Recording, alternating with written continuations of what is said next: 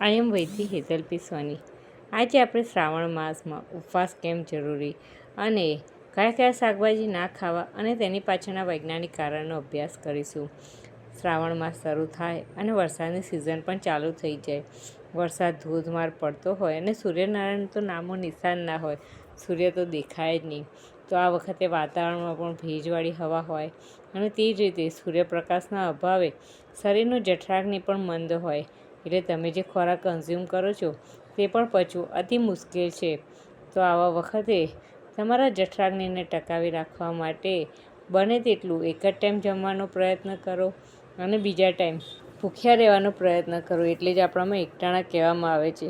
પણ આપણા એકટાણા તો અલગ જ હોય છે. એક ટાઈમ જમીએ અને સાંજે પાછું ફરાળ, એમાં પણ ફરાળી બધી જ વાનગીઓ લેતા હોય છે.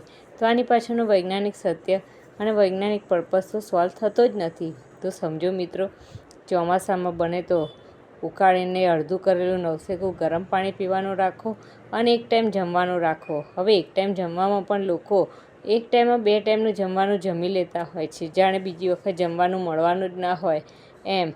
જમવાનું, નાસ્તો, ફ્રૂટ બધી જ વસ્તુ એક ટાઈમ લે અને એટલું પેટ ભરીને જમી લે કે હલવા પણ સમર્થ ના રહે. તો આવું જમવું એ રોગને નિમંત્રણ આપવા બરોબર છે. તો એક વખત તમારું કન્ઝ્યુમ કરવા માટેનું નક્કી કરો કે મારે આટલી જ ક્વોન્ટિટીમાં જમવું છે અને એને મેન્ટેન કરવાનો પ્રયત્ન કરો અને બીજા ટાઈમ શરીરને આરામ આપો. તો ચોમાસામાં પણ તમે સ્વસ્થ રહી શકશો અને ચોમાસામાં થતા રોગોથી બચી શકશો.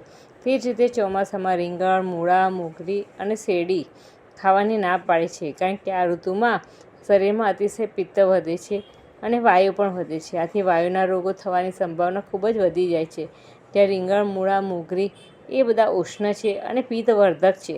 એટલે શિયાળાની ઋતુમાં તમે ખાઈ શકશો, પણ ત્યારે ચોમાસાની ઋતુમાં આ શાકભાજીને એવોઇડ કરવા જોઈએ કે જેથી તમારું સ્વાસ્થ્ય જળવાઈ રહે.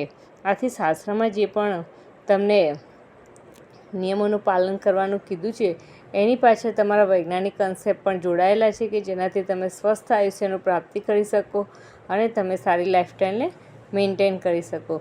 તો આપણે સાયન્ટિફિક રીતે જોઈએ કે શાસ્ત્રોક્ત રીતે જોઈએ, શાસ્ત્રના નિયમોને અપનાવીશું અને એ પ્રમાણે જો પોતાની લાઈફસ્ટાઈલ સેટ કરીશું તો નિરોગી આયુષ્ય મેળવી શકીશું અને સ્વસ્થ જીવન જીવી શકીશું. થેન્ક્સ.